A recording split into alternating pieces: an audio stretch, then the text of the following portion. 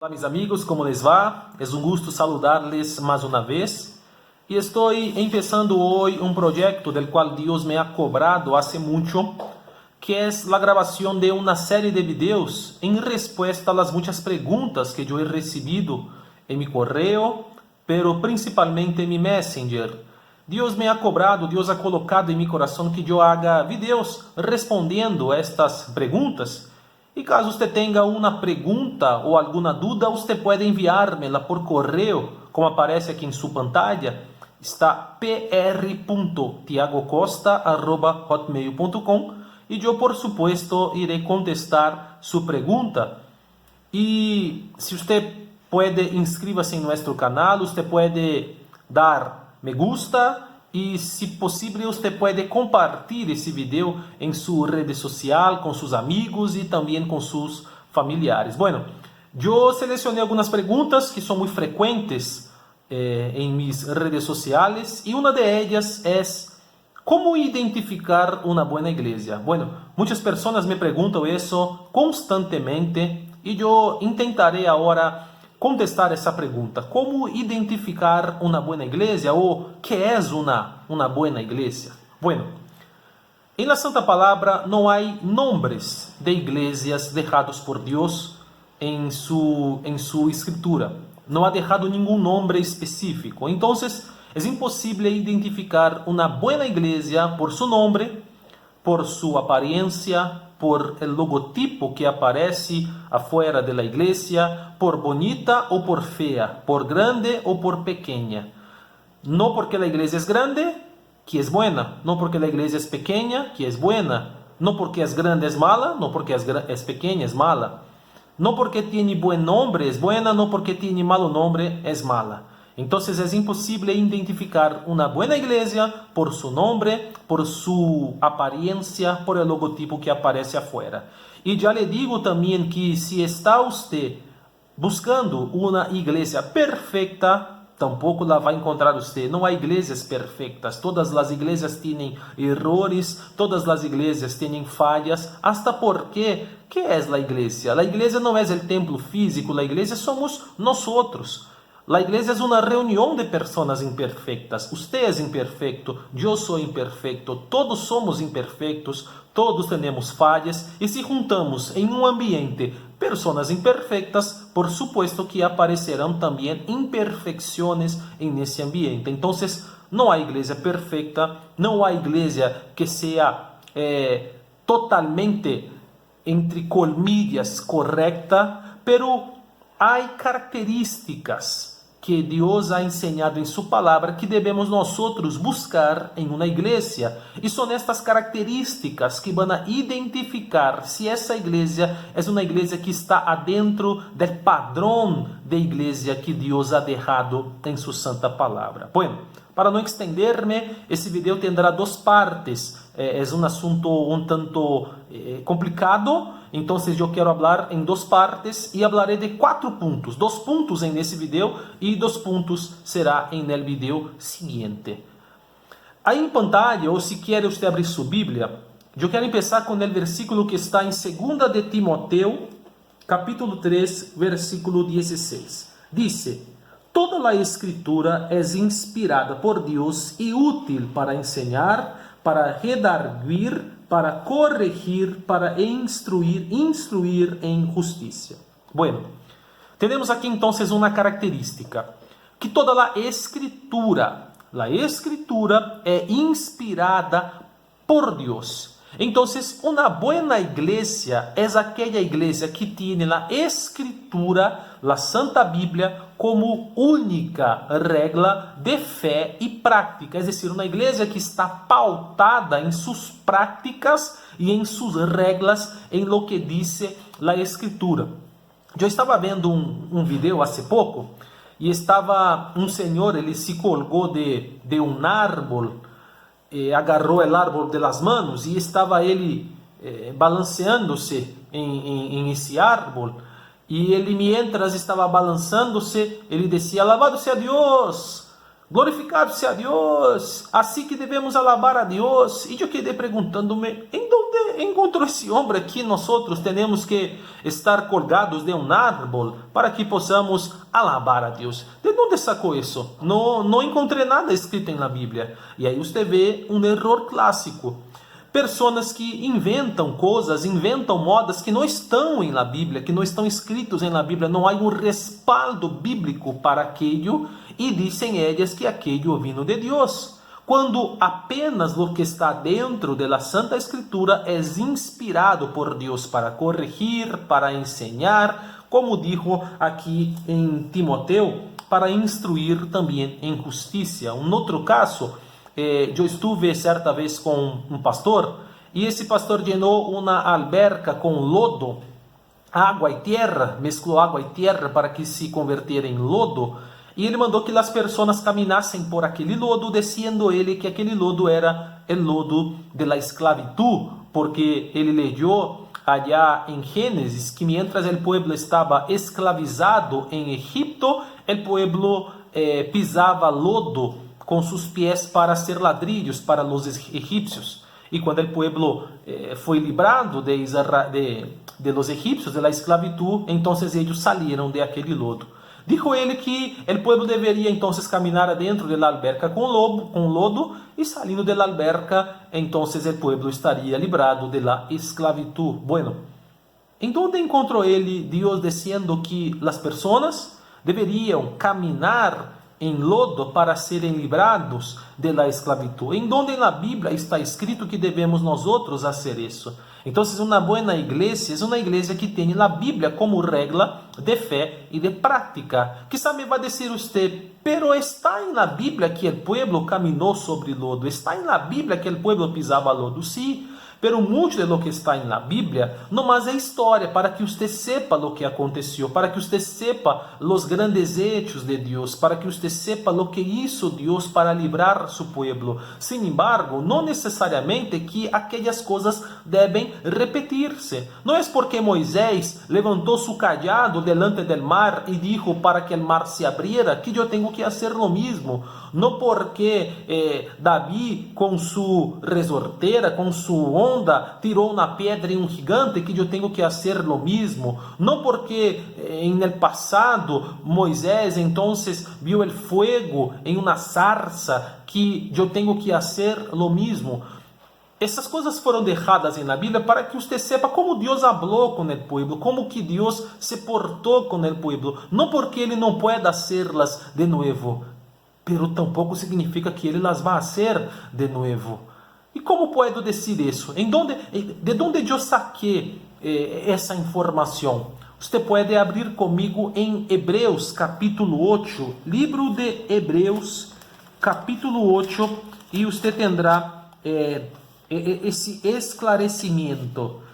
Hebreus capítulo 8, versículo 13, e de hecho, se você pode ler o capítulo 8, todo será muito esclarecedor para você. Pero el versículo 13 está diciendo, al decir nuevo pacto, ha dado por viejo al primero, y lo que se da por viejo y se envejece está próximo a desaparecer. Entonces, Dios está diciendo que hay un nuevo pacto. El nuevo pacto en Cristo Jesús, en su sangre. Cristo, el Cordero Perfecto, que vino a morir en nuestro lugar y nos ha dado perdón por nuestros pecados. En el pasado, las personas tenían que, de acuerdo con su pecado, sacrificar un animal, de acuerdo con lo que ellas habían hecho. Entonces, a veces se sacrificaba un palomo, a veces se sacrificaba una oveja, a veces se sacrificaba una cabra, y así por delante. Aquele sacrifício era uma representação do pecado de la persona que era passado para aquele animal, já que o sueldo del pecado es la muerte, el pecado genera muerte, e ao matar aquele animal, era como se aquele animal estivesse substituindo a persona e muriendo em su lugar. Pero aquello tinha que repetir-se constantemente, sempre, porque a persona seguia pecando, como todo ser humano. Pero quando Cristo vino, Ele foi o Cordeiro Perfeito que murió por nós outros, Cristo ha dado la vida por nosotros, una vez exclusivamente, y ese sacrificio fue eficaz para el perdón de los pecados pasados, presentes y futuros. Entonces, las observancias de las leyes del Viejo Testamento se hicieron obsoletas. Ou usted sigue matando palomos para pedir perdão por seus pecados? Ou sigue usted sacrificando ovejas para pedir perdão por seus pecados? Por supuesto que não. O que hacemos agora? Agora nós pedimos perdão àquele que murió em nosso lugar, que foi uma muerte de cruz para o perdão de nossos pecados. Então, uma igreja buena é uma igreja que entende estas coisas e que não intenta judaizar, que não intenta evocar os mesmos hechos de las personas que viviram bajo um pacto de lei, quando nós vivíamos bajo o pacto de graça, aunque também era por graça em aquele entonces, e hablaremos sobre isso em vídeos seguintes, porque são vários assuntos que vamos nós desarrollar sobre isso. Bueno, se tem usted mais dúvidas sobre esse tópico, sobre esse ponto, inscríbame por favor e eu volveré a falar sobre isso. O segundo ponto que eu quero falar, a segunda característica de uma boa igreja, é que uma igreja buena, uma igreja sana, é uma igreja cristocêntrica e não uma igreja egocêntrica. E para que entenda usted a diferença, primeiro precisamos entender que é egocêntrica. Que é uma pessoa egocêntrica ou que é uma igreja egocêntrica? Em el dicionário está escrito que egocêntrico é um adjetivo que describe a alguém que se considera como el centro de todos os interesses, el centro de atenção, el centro de todo el mundo, que cree que são suas próprias opiniões e interesses são mais importantes que la de los demás. Se refiere a el egocentrismo relativo a el ego. Bueno, entendemos que uma pessoa egocêntrica é a pessoa que põe seus objetivos, seus desejos, suas vontades sobre as vontades de los, e os desejos de los demás. Ella não se importa com o que os demás querem, com o que os demás pensam, no mais com o que ella pensa. Bueno, há muitas igrejas que são egocêntricas, que nomás estão centradas em lo que quiere el hombre e não em lo que quiere ou em lo que requiere Deus. Vou dar-te um exemplo para que você entenda. Hubo uma ocasião que uma pessoa me buscou e dijo, hazme uma oração. Eu lhe perguntei por quê. Me dijo a ella, bueno, mi marido se divorciou de mim, foi a vivir com outra mulher, se casaram, tiveram hijos, pero eu todavia amo a aquele homem e eu quero que ele vuelva. Hazme uma oração para que seu casamento termine, para que ele abandone seus hijos e para que ele vuelva a vivir comigo. ¿En serio? En serio. La persona queria que Deus deshiciera um casamento, uma família, para que ella pudiera volver a tener aquele homem para si. Mira lo que es el egocentrismo. Para ella no le importaba lo que pasaría con la otra mujer, lo que pasaría con los hijos que su ex marido tuvo con esa mujer. A ella no le importaba. Lo que importaba era lo que ella quería, lo que ella deseaba, lo que estaba en su voluntad. Hubo también una otra ocasión que me buscó una persona también, una joven, y me dijo, hazme una oración para que vuelva mi novio. E eu lhe perguntei a ella, pero já pensou se é a vontade de Deus que você não tenha mais esse novio, que esse noviazgo não siga adelante? E me dijo ella assim, se Deus não me traz mi novio, não regressa mi novio, eu deixaré a igreja. Você vê o que dijo ella? Estava intentando forçar a Deus a ser sua vontade, intentando como que barganhar, intentando forçar a Deus a ser o que ella queria. Então, são pessoas egocêntricas. E há igrejas também que são egocêntricas. São igrejas que estão não mais interessadas em las voluntades de las personas. Então, sua prédica, sua enseñanza está sempre volteada a lo que la persona quiere e não a lo que Deus quiere para la persona. Abra comigo, por favor, sua Bíblia em Romanos. Ou se você quer, também aparece em pantalla. Romanos capítulo 11, versículo 36. Está assim. porque de Él, y por Él, y para Él son todas las cosas. A Él sea la gloria por los siglos. Amén. Mira lo que está escrito en la Santa Escritura, porque de Él, ¿quién es Él? Dios. Entonces, es por Él, de Él, para Él, todas las cosas. Mira, está aquí, porque de Él, por Él y para Él son todas las cosas. Entonces, todo viene de Dios, todo es para Dios, todas las cosas de Él, por Él y para Él. Todo lo que hacemos es por Él, viene de Él y es para Él. No es para mí, no es para mi beneficio, no es para mi gloria, no es para mi crecimiento, no es para mi alegría, aunque Él también quiere que yo viva una vida buena, que yo viva bien. Sí, no estoy diciendo eso, estoy diciendo que el fin de todo lo que nosotros hacemos no es nosotros, el fin es Dios, es para Él, es de Él, es por Él. Una buena iglesia tiene esa conciencia y enseña a sus miembros que lo que Él quiere debe estar encajado en lo que Dios quiere. Entonces yo le hago una pregunta: ¿qué prefiere Dios? ¿Que tenga usted una casa de 30 cuartos con alberca, con 15 coches afuera? ¿O que tenga usted misericordia de aquel hambriento que está quizás sentado en su puerta ahora? ¿Qué cree usted que agrada más a Dios?